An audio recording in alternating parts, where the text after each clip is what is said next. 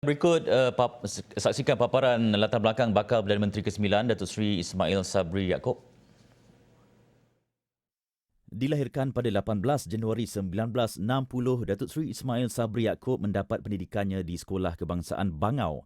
Pada tahun 1967, seterusnya Sekolah Menengah Air Putih Kuantan pada 1973 dan Sekolah Menengah Teknik Kuantan pada 1976.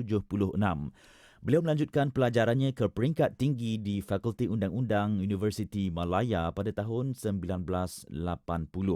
Datuk Seri Ismail Sabri memulakan kerjayanya sebagai peguam pada 1985 dan pernah menjadi setiausaha politik kepada Menteri Kebudayaan, Kesenian dan Pelancongan, Datuk Sabaruddin Cik. Beliau menceburi bidang politik pada 1987 dengan bermula sebagai ahli jawatankuasa UMNO bahagian Temerloh sehingga menjadi Ketua UMNO bahagian Temerloh pada 2004.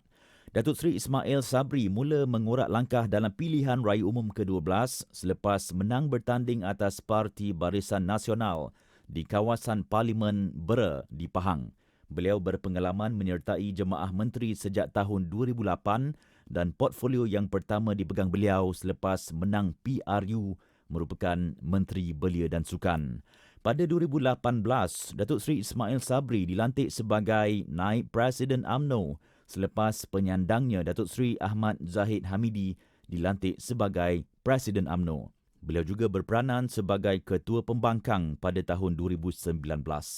Pada Mac 2020, beliau dilantik sebagai Menteri Kanan Kluster Pertahanan dan Keselamatan di bawah pimpinan bekas Perdana Menteri ke-8, Tan Sri Muhyiddin Yassin.